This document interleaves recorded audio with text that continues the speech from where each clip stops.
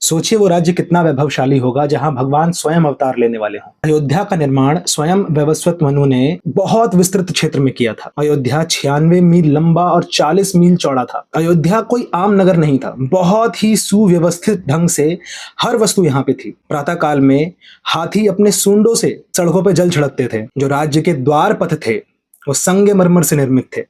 इन संगमरमरों पे नक्काशियां की गई थी, स्वर्ण से, रजत से, चांदी से, अन्य महंगे महंगे धातुओं से। जो द्वार थे वो द्वार कई कई भिन्न प्रकार के आभूषणों से, भिन्न प्रकार के रत्नों से, इसमें अनेक प्रकार के रत्न जड़े होते थे। शत्रुओं से रक्षा के लिए महल की हर दीवार पे तोप और प्रक्षेपास्त्र होते थे। प्रक्षेपास्त्र अर्थात वो अस्त्र जिससे बहुत दूरी से ही शत्रु पर निशाना साधा जा सके। मार्ग के किनारे बहुत सारी बहुमंजिला इमारतें बहुत ही सुव्यवस्थित ढंग से निर्मित थी। हर इमारत के अंदर अनेकों अनेकों उद्यान, हर उद्यान में अनेक अनेक प्रकार के पक्षी, वो पक्षी जो सरलता से सामान्य बगीचों में नहीं दिखते हैं।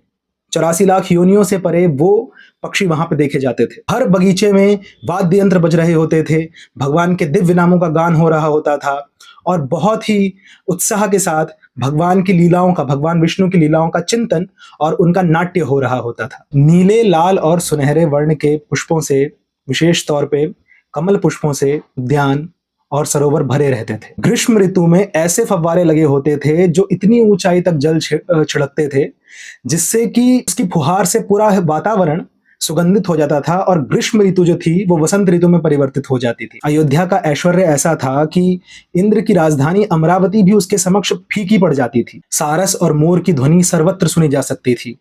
वैकुंठ जगत का जो दिव्य ऐश्वर्य वो भौतिक जगत में भगवान की अयोध्या नगरी में प्रकट हो गया था। सहस्त्रों योद्धा इस भव्य नगरी की सुरक्षा करते थे। ये सहस्त्रों योद्धा इतने धनुर्धर थे, इतने दक्ष थे, इतने निपुण थे कि एक एक योद्धा सहस्त्रों से युद्ध करने में सक्षम था। पूरे विश्व के अनेकों भागों से राजा, राजकुमार अपना वार्षिक कर देने के लिए सदैव आते थे। महाराज दशरथ इन सभी व्यवस्थाओं के, इन सभी ऐश्वर्यों के स्वामी थे। वो अयोध्या नगरी के राजा थे और उनके राज्य में अयोध्या नगरी बहुत ही संपन्न थी और भगवान राम के स्वागत का इंतजार कर रही थी। हरे कृष्ण।